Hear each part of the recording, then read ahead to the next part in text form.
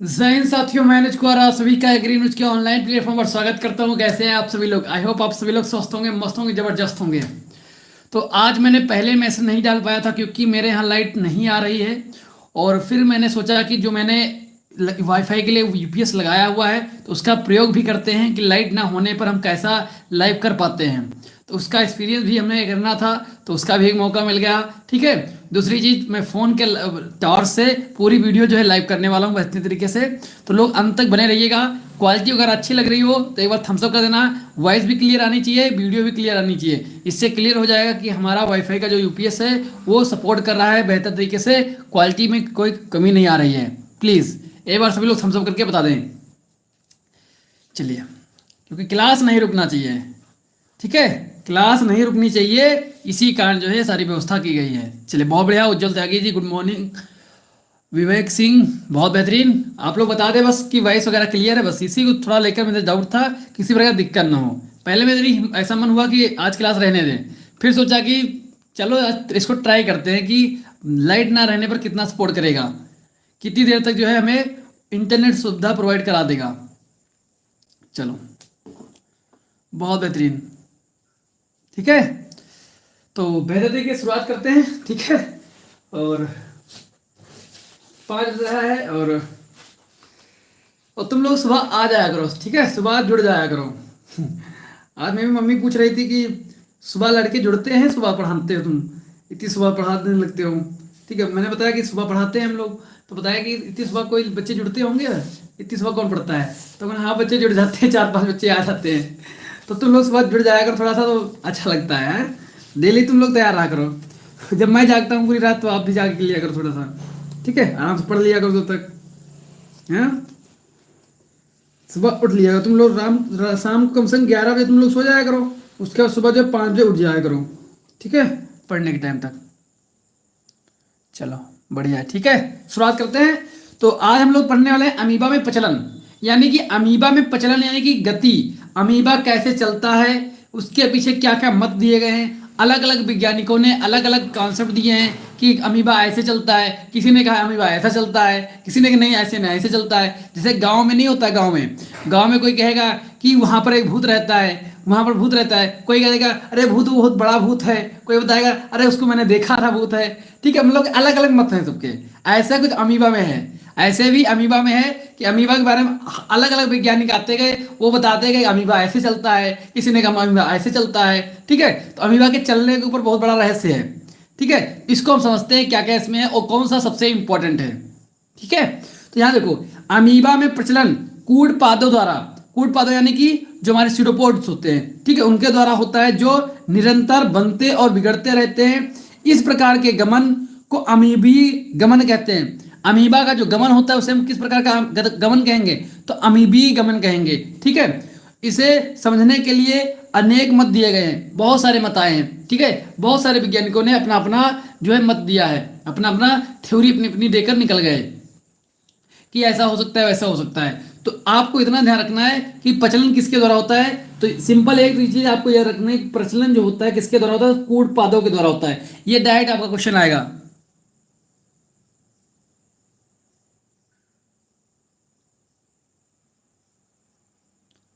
अच्छा अच्छा, चलो विवेक सिंह जी, थैंक यू। आप वीडियो देख रहे हैं, ठीक है, आराम से देख के जाइए। जो आपका छंद अलंकार ये वाला टॉपिक है ना, ये कवर हो जाएगा बड़े आराम से। ठीक, गद्यांश तो ऐसे भी पिछली बार मैंने इतना नहीं करा पाया था, लेकिन आपका जो व्याकरण वाला पोर्शन है वो कराया था। ठीक है, अब अमीबी गमन होता है। ठीक है, इसे ये एक तो है कूटपात द्वारा होता है, ये इंपॉर्टेंट है। दूसरा चीज है, इस गमन को अमीबी गमन कहते हैं, बस। ठीक है, इसमें आपको इतना ही याद रखना है। चलो, अब देखते हैं नेक्स्ट। अब नेक्स्ट क्या होता है, इसमें जो मत आए हैं, तो भैया इसमें जो मत आए हैं वो कई प्रकार के हैं। यहाँ पर हम जो इंपॉर्टेंट है, ज्यादा इंपॉर्टेंट है, उनको मैंने डिस्कस कर लिया है यहाँ पर। ठीक है, तो एक देखेंगे हम लोग आसंजन मत। एक मत क्या आया था? एक मत आया आसंजन मत। क्या नाम था उसका? आसंजन। आसंजन क्या होता है, सासंजन क्या होता है? सासंजन बल, असंजन बल। ये देखो, दो प्रकार से बल होते हैं ना, सासंजन, सासंजन।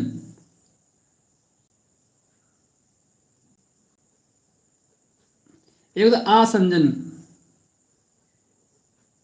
ठीक है, सासंजन मतलब कि जब एक ही प्रकार के बीचों में लगने वाला बल, एक ही प्रकार के पदार्थों के बीच लगने वाला बल उसे हम सासंजन बोलेंगे। जैसे पानी और पानी के बीच में लगने वाला जो बल होगा उसे हम सासंजन बोलेंगे। वहीं पर मिट्टी और पानी के बीच में लगने वाले जो बल होता है उसे हम क्या बोलेंगे, उसे आसंजन बल बोलेंगे। ठीक है, आमिष नहीं, समान। ठीक है, तो ये चीज होती है। तो यहाँ पर आसंजन मत बोलता है कि अमीबा में गमन कोशिका द्रव के बहने के कारण ठीक उसी प्रकार होता है जैसे ठोस तल पर जल की बूंदें उधर ही बह जाती हैं जिधर अधिकतम आसक्ति होती है।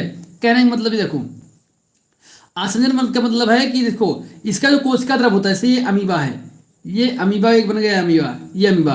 अब इसका जो कोशिका द्रव है वो जिस तरफ जो है ढाल होगी, जैसे कोई पानी की बूंद होती है ना, ऊपर से डालोगे जिधर ढाल होगी उस तरफ जो है बहता हुआ चला जाएगा।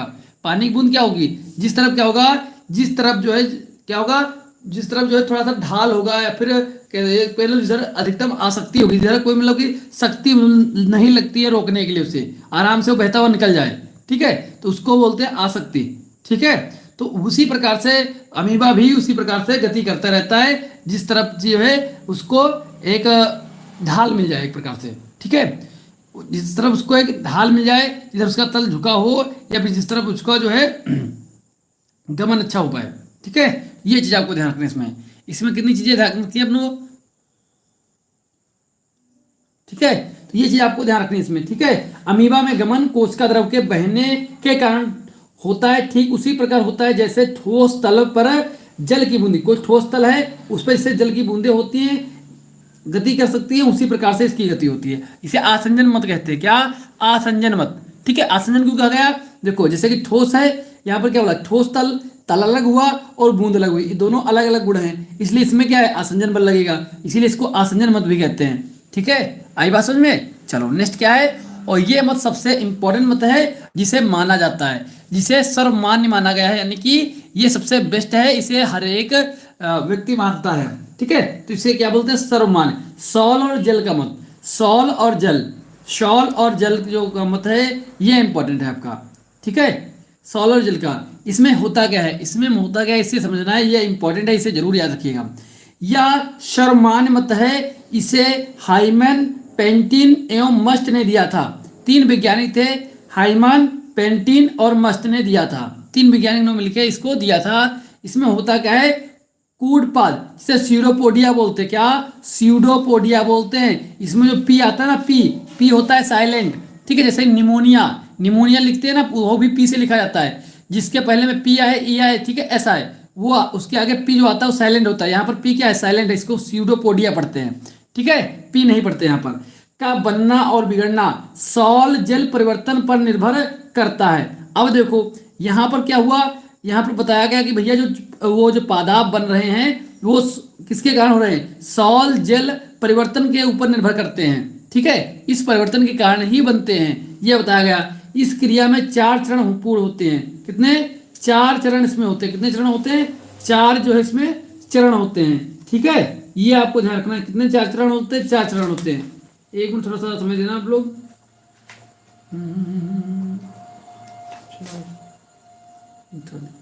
इसमें एक चरण जो है मेरा गायब हो गया है, मैं लगता है इसको मैंने छोड़ दिया लिखने को। एक मिनट देंगे थोड़ा सा, हमें लगता है इसमें थोड़ा सा स्किप है मिनट, बस 1 मिनट दे आप लोग, 1 मिनट।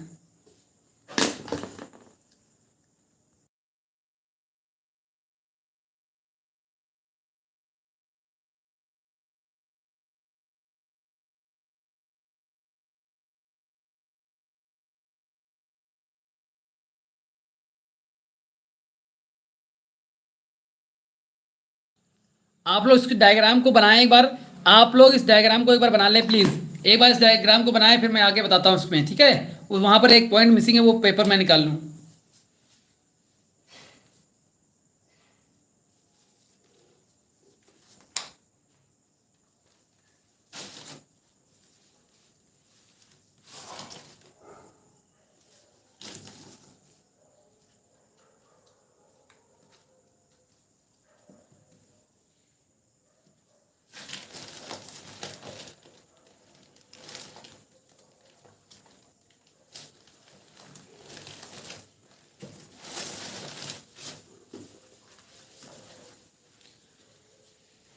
चलिए ठीक है, बना लिए आप लोग, बन गया आपका डायग्राम।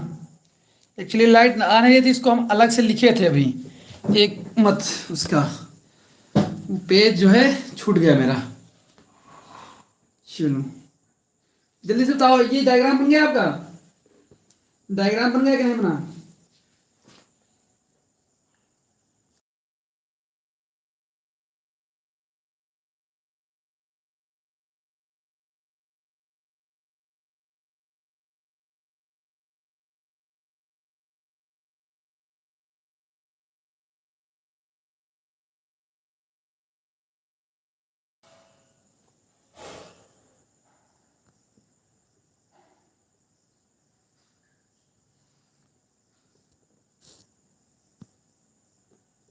चलिए ठीक है, एक मिनट।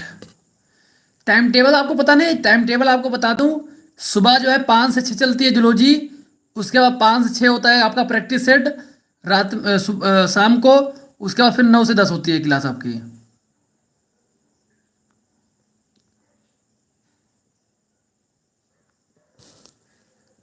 मैंने व्हाट्सएप ग्रुप में आपका ये पिन कर दिया है पहले से ही, टाइम टेबल आपका पिन कर रखा है मैंने, ठीक है। चलो अब देखो, सिंपल पहले ये समझो, जो हमारे इसमें 4 स्टेप आते हैं, जो सॉल और जेल का मत होता है उसमें 4 स्टेप आते हैं पहली बात तो, ठीक है। वो 4 स्टेप हम बाद में देखेंगे, पहले हम इसका डायग्राम देखेंगे। तो डायग्राम आप देख पा रहे होगे, जैसा कि आप डायग्राम में दिख रहा होगा आपको पूरा अच्छी तरीके से विजुअल है। अब पूरा का पूरा डायग्राम आपको दिख रहा है अच्छे तरीके से। देखो, जल से सॉल निर्माण हेतु निर्माण क्षेत्र एवं सकुंचन, इसका क्या मतलब है? ये जो है, ये जो जो ग्रीन कलर से दिख रहा है, ये जो ग्रीन कलर वाला आपको दिख रहा है भाग, ग्रीन कलर का, शायद थोड़ा लाइट कम है लेकिन आपको ग्रीन वाला दिख रहा होगा। ये जो ग्रीन भाग है, ये ग्रीन भाग, ये जो ग्रीन भाग है ना, ये जल से सॉल में निर्माण हो रहा है। जेल का मतलब थोड़ा जो टाइट हो, यानी जो थोड़ा सा जेल खाओ, जेली, जेली खाओ, जेली। तो जेल लगाए बालों में, जो जेल लगाई जाती है ना, वैसे तो खुद क्या होता है, वो थोड़ा चिपचिपा टाइप का होता है ना, गोंद जैसा, ठीक है। तो वो कुछ ऐसा होता है। तो जल से सॉल निर्माण है तो सकुंचन, यहाँ पर सकुंचन होता है, ठीक है। दूसरा देखो, जो सबसे बाहर की कला है उसे द्यू द्रव्य कला कहते हैं, आपको पता होगा। और इसके अंदर आता है कचाब, और इन दोनों को मिला के हम बोलते हैं एक्टोप्लाज्म। क्या? एक्टोप्लाज्म कहते हैं। इस दोनों को मिला के हम क्या बोलते हैं? एक्टोप्लाज्म बोलते हैं, ठीक है। ये भी आपको पता है पहले से ही। अब देखो, अब जो ये ग्रीन वाला भाग तो मैंने बताया था, ये जल है आपका, ये जल है। और जो अंदर वाला भाग, जो नीला वाला भाग है ना, नीला वाला भाग, इसके अंदर जो नीली नीली बिंदी पड़ी है ना, बिंदी, ये जो नीले वाले भाग है ना, ये हमारा क्या है? ये सॉल है। ये क्या है? सॉल। तो यहाँ पर हमारा जो जेल है प्लस सॉल, इन दोनों को मिला के हम एंडोप्लाज्म बोल सकते हैं। क्या बोल सकते हैं? एंडोप्लाज्म बोल सकते हैं, ठीक है। यहाँ पर अब देखो, एक सकुंजा से धानी होती है, वो आपको पता है। अब जैसे जैसे जैसे जैसे ये जो हमारा जेल है, जो जेल वाला है पार्ट है, ये सॉल में चेंज होगा, जेल वाला पार्ट सॉल में चेंज होगा। और जैसे आगे की तरफ ये बढ़ता जाएगा, तो वैसे वैसे बढ़ता जाएगा, और यहाँ से वो बाहर की तरफ निकलेगा। और जिससे क्या होगा? जिससे हमारे पादाब बन जाएंगे, पादाब बनते जाएंगे और बिगड़ते जाएंगे, पादाब बनते जाएंगे और बिगड़ते जाएंगे, ठीक है। ऐसे है। तो ऐसे करके ये बनते और बिगड़ते जाते हैं। क्योंकि इसमें क्या होता है, जल जो है वो सॉल में चेंज होता रहता है, जल जो है सॉल में चेंज होता रहता है, इस कारण जो इसमें गति मोमेंट ज़्यादा होता है, ठीक है। बट यहाँ पर देखो आगे, अब इसके जो हमने 4 आपको स्टेप बताए थे, उन 4 स्टेपों को समझते हैं पहले। 4 स्टेप को अगर हम समझे यहाँ पर, तो देखिएगा 4 स्टेप हमारे क्या होंगे।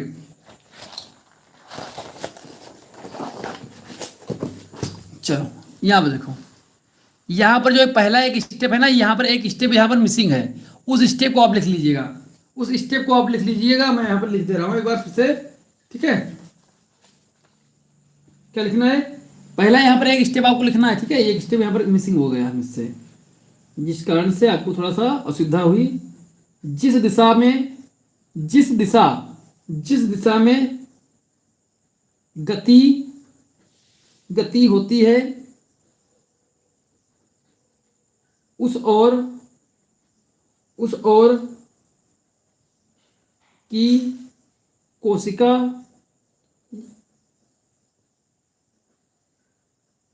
कोशिका कला अधर से चिपक जाती है, ठीक है। यहाँ पर ये पॉइंट जो है मिसिंग था सबसे पहले जो पॉइंट था वो बिल्कुल मिसिंग हो गया था मुझसे। ठीक है, तो इसको जरूर लिखना है आपको। जिस दिशा में गति होती है, मान लो कि अमीबा जो है, ये अमीबा ये है, अब अगर ये इस तरफ जा रहा है तो इस तरफ की जो इसकी कला होगी ना, कोशिका कला, वो अधर से चिपक जाएगी। ठीक है, वो किसी ना किसी अधर से चिपक जाएगी। ठीक है, किसी ना किसी सतह से चिपक जाएगी। ठीक है, जिस तरफ उसकी गति होनी है। ये पहला स्टेप होता है किसका, सॉल और जेल में। ठीक है, सॉल जेल में पहला स्टेप क्या होगा अमीबा के प्रजनन के लिए।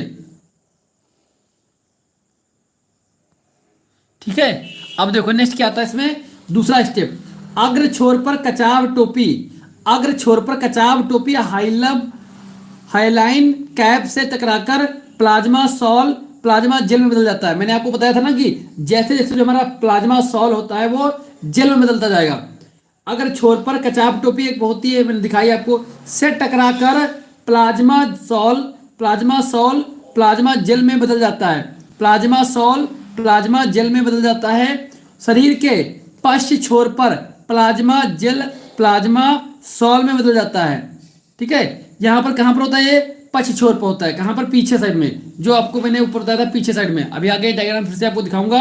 यहाँ पर जैसे ये अमीबा मान लो, ये हमारा कैसा है, ये ऐसा कुछ बताया था अमीबा ऐसे से। ठीक है, यहाँ पर मैंने क्या बताया था, यहाँ पर होता है। ठीक है, तो शरीर के पश्च छोर पर प्लाज्मा जेल प्लाज्मा सॉल में चेंज हो जाता है। प्लाज्मा जेल जो है वो प्लाज्मा सॉल में चेंज हो जाता है।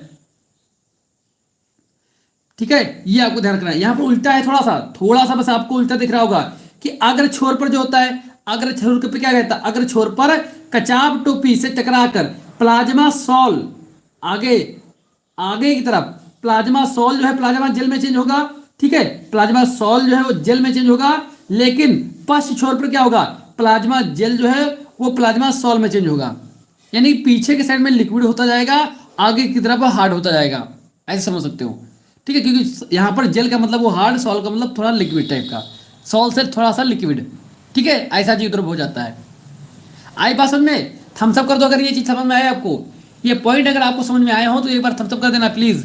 ठीक है, सबसे पहला क्या था कि जिस तरफ गति होती है उस और कोशिका कला अधर से चिपक जाती है। मान लो इस तरफ गति होनी है तो इस तरफ का हिस्सा किससे चिपक गया, अधर से चिपक गया है। अब क्या हो रहा है, यहाँ पर जो है हमारा यहाँ पर सॉल्व है वो जेल में चेंज हो रहा है। यहाँ पर सॉल्व जो है वो जेल की ओर चेंज हो रहा है, क्योंकि इसी तरफ गति होनी है। अब पीछे साइड में क्या होगा, पीछे साइड में जो हमारा जेल है वो सॉल्व में चेंज होता जाएगा। ठीक है, इस प्रकार से ये आगे तरफ बढ़ता रहता है। चलो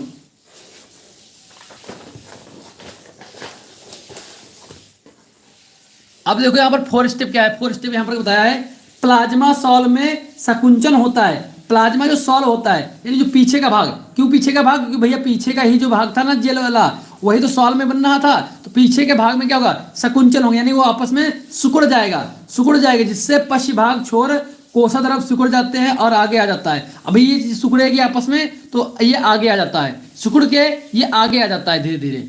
जिसका कोसा तरफ यहाँ पर होगा वो सिकुड़ेगा और आगे की तरफ आ जाएगा। ये होता है 4 स्टेप होता है। और जिस कारण जैसे सिकुड़ेगा ना, जैसे यहाँ पर इसमें सिकुड़न आएगी वैसे ही ये जिसका द्विध्रुव है वो आगे की तरफ धक्का मारते हुए आगे की तरफ बढ़ जाएगा।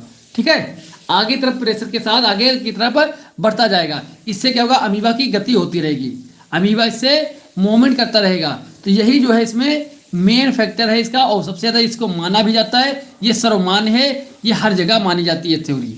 ठीक है, सॉल और जेल की थ्योरी हर जगह मानी जाती है। ये डायग्राम आपको अच्छी तरीके से तैयार कर लेना है। डायग्राम बहुत अच्छी तरीके से आपको बना दिखाई दे रहा होगा। ठीक है, इसमें सॉल क्या है, जेल क्या है, ये भी आपको समझ में आ रहा होगा अच्छी तरीके से। आई होप अच्छी तरीके से आपको समझ में आ रहे होंगे सारी चीजें। तो ये चीज आपको ध्यान रखना है। ठीक है, ये आपको हो गया है हमारा क्या, सॉल और जेल। एक आता है और इसमें क्या करना है आपको, एक दूसरा आता है मत, जिसको बोलते हैं आणविक वलनन या तथा अवलनन मत। ठीक है, आणविक वलनन तथा अवलनन मत। ठीक है, इससे समझते हैं क्या होता है। ठीक है, ये भी एक मत है, इसको भी हम लोग समझते हैं। ये कब आया था, ये जो हमारा जेल और सॉल का मत है इसके जस्ट बाद में आया था। इस कारण थोड़ा सा ये इंपॉर्टेंट हो जाता है क्योंकि बाद में आया है। ठीक है, लेटेस्ट समझ लो एक प्रकार से आया है। तो आणविक ये वाला जो हमारा है ना, इसको हैक्सले के अनुसार, इसके अनुसार हैक्सले साहब थे, उन्होंने बताया कि पॉलीपेप्टाइड श्रृंखलाएं समान जंतु पेशी तंतुओं में पाई जाती हैं। एक्टिन और मायोसिन क्या है बोला, उन्होंने बताया कि भैया इसके लिए प्रोटीन रिस्पॉन्सिबल है, यानी कि इसमें जो है जो गति होती है वो प्रोटीन के कारण होती है। कौन सी प्रोटीन? एक्टिन और मायोसिन। एक्टिन प्रोटीन और मायोसिन नामक प्रोटीन के अणु जो होते हैं तथा इनकी क्रिया में एटीपी ऊर्जा भी लगती है। यानी इनका कहने का मतलब ये था कि भैया अगर ये अमीबा गति करता है तो वो प्रोटीन पॉलीपेप्टाइड श्रृंखलाओं के द्वारा करता है, जो कि एक प्रकार की पेशी तंतुओं वाली प्रोटीन है जिनका नाम एक्टिन है और मायोसिन है, इनके अणुओं के कारण होती है। ठीक है, और जब ये गति करता है तो इसमें क्या होता है? एनर्जी लॉस होता है। क्या है? एनर्जी लॉस होता है। इन्होंने इनका कहने का मतलब ये था कि इसमें एनर्जी भी लगती है। तो आपसे एमसीक्यू आ सकता है कि भैया ये बताओ अमीबा की किस गति में एटीपी ऊर्जा व्यय होती है? तो भैया यहाँ पर सही हमारा क्या होगा? तो यहाँ पर हमारा ये आणविक होगा। क्या? आणविक अवलनन। ठीक है, तो यहाँ पर देखो कुछ ऐसा अमीबा दिखेगा। अमीबा कुछ ऐसे दिख रहा होगा। पीछे क्या है? प्रोटीन अणुओं का वलन। क्या होगा? प्रोटीन अणु यहाँ पर हो रहे हैं। ठीक है, वलन हो रहा है यानी कि संघनित हो रहे हैं। यहाँ पर प्लाज्मा जेल है आपका, ये प्लाज्मा जेल। ठीक है, अंदर का प्लाज्मा सेल सॉल्व है आपका। ठीक है, पीछे का प्लाज्मा सॉल्व है। और इसमें जो प्रोटीन के कण होंगे ये आगे की तरफ खुलते जाएंगे। कैसे? आगे की तरफ जो प्रोटीन कण है वो आगे की तरफ खुलते जाएंगे, जिसके कारण इसकी ग्रोथ आगे होगी और आगे बढ़ जाएगा ये। ठीक है, यहाँ से प्रोटीन की जो वलन है ये सभी धीरे धीरे आपके प्रोटीन जो है आगे की तरफ खुलेगी। ठीक है, इसके अणु आगे की तरफ आएंगे और ये जो है आगे जो इसकी ग्रोथ आ जाएगी। जैसे यहाँ से था ये यहाँ पर पहुँच गया। ठीक है, ऐसा दिखाया गया है। इसमें यही दिखाया गया कि आपका प्रोटीन जो ये कण है, अणु है, वो आके यहाँ पर धीरे धीरे यहाँ पर पहुँचते हैं और उसके बाद इसकी ग्रोथ करते हैं, तो यहाँ पर पहुँच गया है। सिंपल बस इतना ही आपको इस डायग्राम को याद रखना है और यही चीज़ें आपको उसमें लिखनी भी हैं और ये वाली चीज़ें आपको लिखनी भी हैं। ठीक है, कोई बात नहीं, आज लेट ही मान लो कि क्लास भी एक प्रकार से स्टार्ट हुई है। ठीक है, चलो, तो ये आपको समझ में आई बात कि ये क्या होता है, वलन क्या होता है। ठीक है, ये डायग्राम आपको बना देना जल्दी से। डायग्राम ये आपको बनाना है एग्जाम में। ठीक है, अगर आ जाता है। चलो अब देखो नेक्स्ट क्या है। ये अमीबा में पोषण हम आज नहीं करेंगे, अमीबा पोषण हम दूसरे दिन करेंगे क्योंकि इतना समय है नहीं आज। ठीक है, इसलिए हम लोग क्या करते हैं, अमीबा में उत्तेजनशीलता। उत्तेजनशीलता अमीबा में क्या देखेंगे हम लोग, उत्तेजनशीलता क्या होती है। वो मैंने आपको जो बताया था ना प्रचलन वाला, तो आपको वहाँ पर सॉल और जल का मत याद रखना है अच्छी तरीके से, उसे नहीं भूलना है। ठीक है, उसे बिल्कुल भी नहीं भूलना है। जो नेक्स्ट आता है अमीबा में उत्तेजनशीलता, तो उत्तेजनशीलता कैसे होती है इसको समझते हैं। तो मैंने आपको कई बार बताया उद्दीपन या फिर उत्तेजना। उद्दीपना यानी कि जैसे कि प्रकाश है, ताप है आदि, इनके प्रति उद्दीपन होता है। उसके अंदर क्या उद्दीपन होता है, एक्साइटमेंट आता है। ठीक है, उसे उत्तेजनशीलता कहेंगे। प्रति अनुक्रिया, अनुक्रिया प्रदर्शित करने की क्षमता को हम उत्तेजनशीलता कहते हैं कि कैसे उनके प्रति क्या रिस्पॉन्स आ रहा है। ठीक है, उनके प्रति क्या, जैसे प्रकाश के प्रति उसका क्या रिस्पॉन्स आ रहा है, ताप के प्रति उसका क्या रिस्पॉन्स आ रहा है, अगर उसमें हम रखते हैं उसको क्या होता है, जैसे छुई के पैर उसको पेड़ को हम छूते हैं उसका क्या रिस्पॉन्स आता है। ठीक है, वो भी एक क्या है, उत्तेजनशीलता है। तो वही प्रकार की आपकी उत्तेजनशीलता भी अमीबे में भी देखने को मिलता है। ठीक है, अमीबे में भी देखने को मिलता है। आई बात समझ में? तो जैसे या तो स्वीकारात्मक होगी या फिर नकारात्मक। कहने का मतलब देखो उत्तेजनशीलता दो ही प्रकार से हो सकती है, एक तो पॉजिटिव एक तो निगेटिव। उत्तेजनशीलता कैसी हो सकती है, एक तो पॉजिटिव हो सकती है, एक हो सकती है निगेटिव। ठीक है, एक तो निगेटिव हो सकती है, एक जो है आपकी पॉजिटिव। ठीक है, जैसे आपको कोई ऐसा आया व्यक्ति, कोई ऐसा व्यक्ति आया कि आपको मोटिवेट करे तो आप 4-5 घंटे अच्छी तरीके से पढ़ लें। ठीक है, ऐसा व्यक्ति आ जाए, कोई ऐसा व्यक्ति आ जाए आपको इतना मोटिवेट कर दे कि तुम किसी के बुराई भलाई करना स्टार्ट कर दो, तो हानिकारक होगी एक प्रकार से देखा जाए। ठीक है, वैसे कुछ इसमें अमीबा के केस में क्या है, या तो वो उसके प्रति रिस्पॉन्स करेगा यानी कि उस उत्तेजना के प्रति उसका स्वीकारात्मक होगा यानी कि उस तरफ जाएगा, ग्रोथ करेगा, वरना जो है उसका ग्रोथ नहीं करेगा। ठीक है, तो इसको बोला गया स्वीकारात्मक होना चाहिए या फिर नकारात्मक होना चाहिए, या फिर या तो धनात्मक होगा या फिर ऋणात्मक होगा, ऐसे करके। ठीक है, चलो अब देखते क्या है। पहला आता है हमारा प्रकाश अनुवर्तन। प्रकाश अनुवर्तन सॉरी प्रकाशानुवर्तन। प्रकाशानुवर्तन का मतलब क्या है, इसका मतलब समझो पहले। एक मिनट थोड़ा सा देंगे आप लोग, थोड़ा सा लाइट आ गई है तो मैं लाइट जला दूं।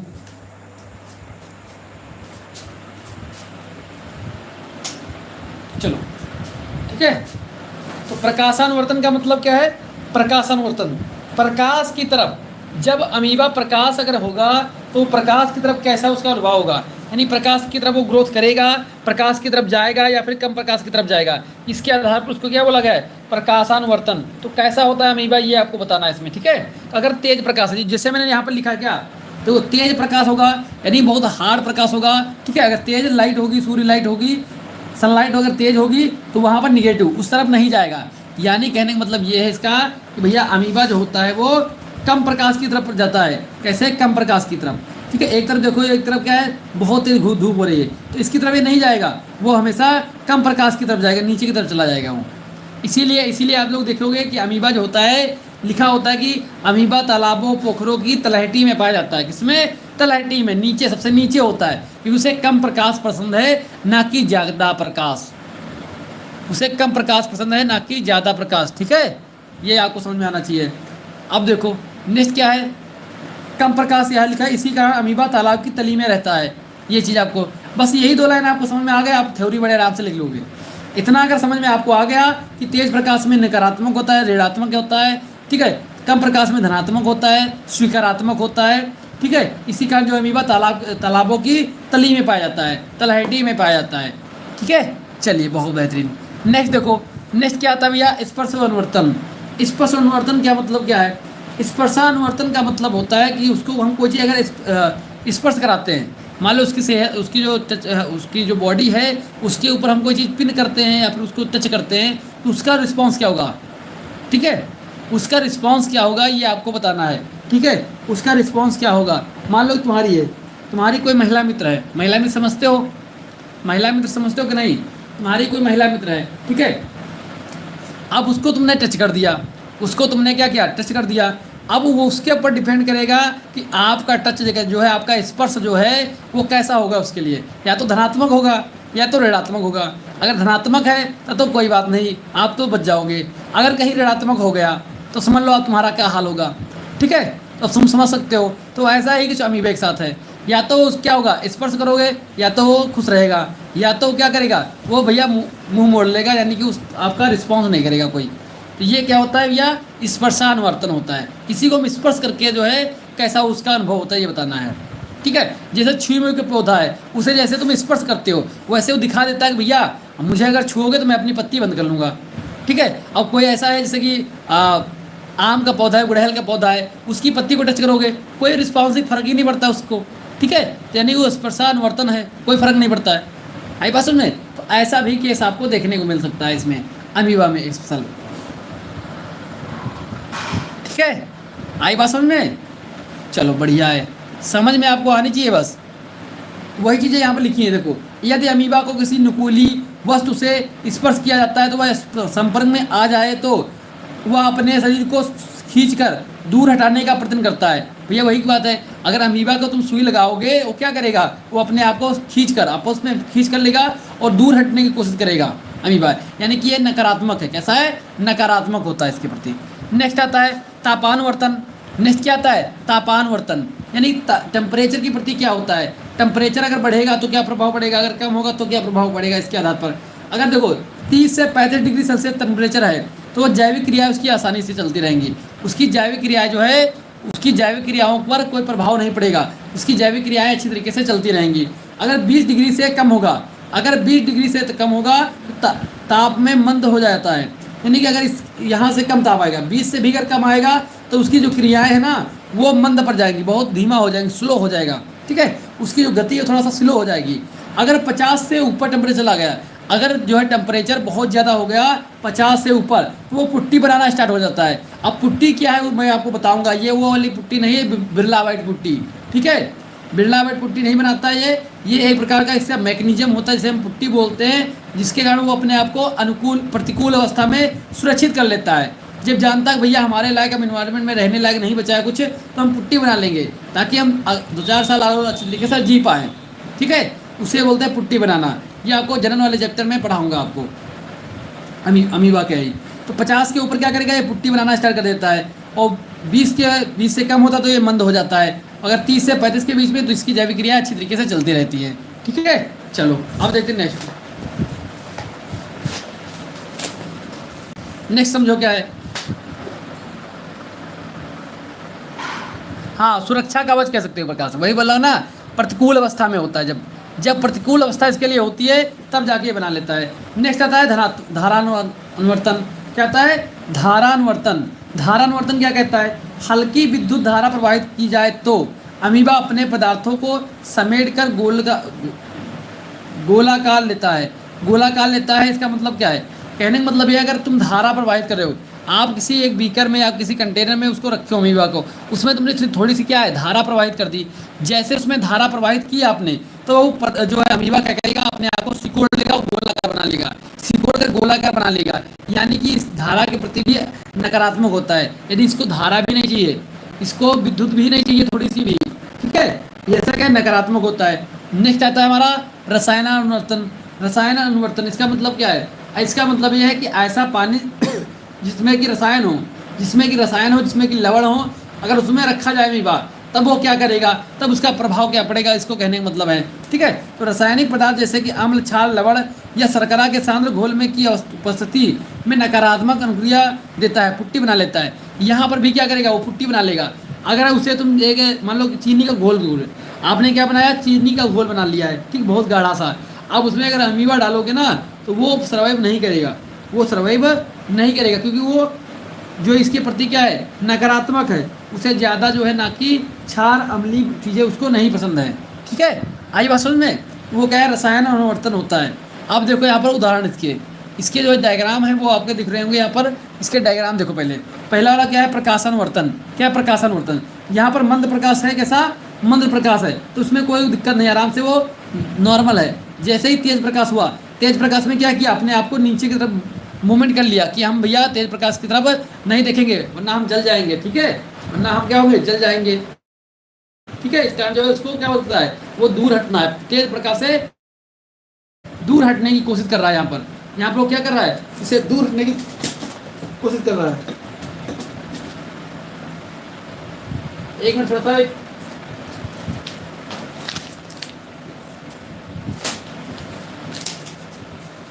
वो क्या होता है ना, है काला वाला जो बर्रा होता है ना, वो पता नहीं कहीं से कमरा में आ गया है, बहुत डिस्टर्ब कर रहा है बार बार।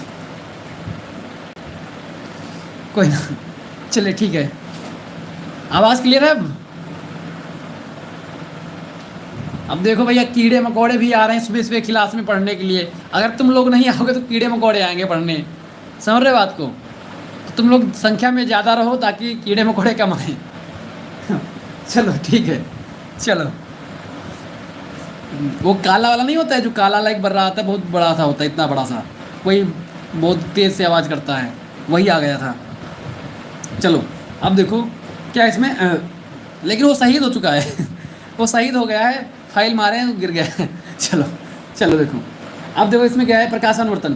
तेज प्रकाश में क्या होता है, तेज प्रकाश में वो दूर हटता है। क्या, तेज प्रकाश में वो दूर हटेगा। ठीक है, नेक्स्ट देखो प्रकाशानुवर्तन क्या है, ये आपका ना तापानुवर्तन।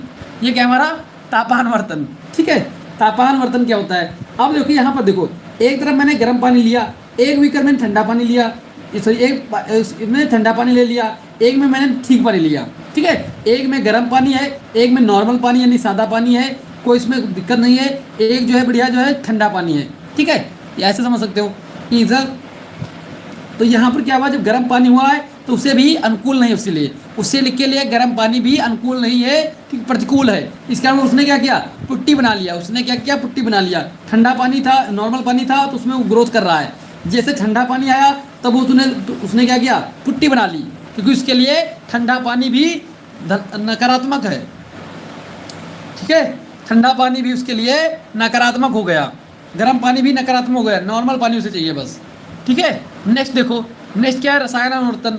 क्या है रसायनानुवर्तन, इसका मतलब क्या है, एक तरफ जैसे शुद्ध पानी है, एक तरफ जो है शुद्ध पानी है, उसमें अगर अमीबा पड़ा होगा वो आराम से ग्रोथ करेगा, उसकी कोई दिक्कत नहीं है। लेकिन अगर उसमें तुमने जल में नमक मिला दिया यानी उसमें लवण आ गए, ठीक है, या चीनी मिला दी, तो क्या होगा, वो भी प्रतिकूल अवस्था में चला जाएगा, तुरंत जो है प्रतिकूल अवस्था में चला जाता है। ये वो क्या बना लेता है, पुट्टी बना लेता है। ये आपको ध्यान रखना है।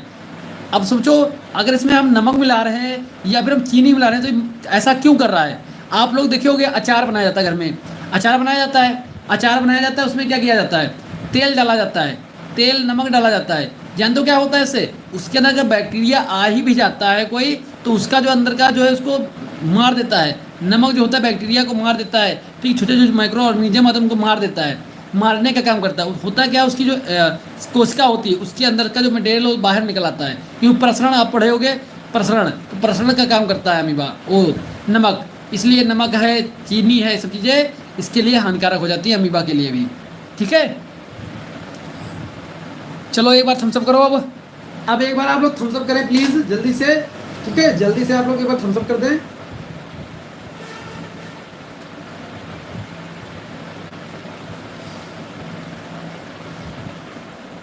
चलो कोई बात नहीं, लाइट फिर चली गई है, लाइट चली गई कोई बात नहीं, लेकिन आप लोग बने रहिएगा। अब लाइट तो अपने हाथ में भाई है नहीं, कितनी देर आएगी कितनी देर नहीं आएगी, अपने हाथ में तो फ़ोन है अपना। ठीक है, आज की क्लास थोड़ा ज़्यादा ही डिस्टर्ब हो गई, क्योंकि शुरुआत में भी लाइट नहीं थी और लास्ट में भी लाइट नहीं होने वाली है। ठीक है, बस आप लोग बने रहें, ये इम्पोर्टेंट है। चलो, अगर अभी तक कोई डाउट हो प्लीज़ एक बार पूछ लें। ठीक है, एक बार पूछ लें। और हमें लगता है यार सुबह की क्लास थोड़ा सा ज़्यादा समस्या क्रिएट कर रही है, क्योंकि पता नहीं क्यों उतना वो नहीं आ रहा है, एफिशिएंसी नहीं आ रही है। देखते हैं, अगर हो सकेगा तो शाम को ही इसको शिफ्ट करेंगे किसी टाइम पर। ठीक है, लेकिन अब मैं बता दूंगा जब शिफ्ट करूंगा, तो अभी तुरंत तो नहीं हो पाएगा, एक मान चलो कि 1-2 सप्ताह के बाद। चलो चलो ठीक है, ओके है सब कुछ। और कल हम लोग पढ़ लेंगे क्या, कल हम लोग बाबू पढ़ेंगे क्या, अमीबा में पोषण। कल हम लोग पढ़ेंगे अमीबा में पोषण। ठीक है, पीडीएफ भी अपलोड कर दूंगा। ठीक है, पीडीएफ लाइट आएगी वैसे ही मैं इसकी पीडीएफ बना के अपलोड कर दूंगा। चले ठीक है।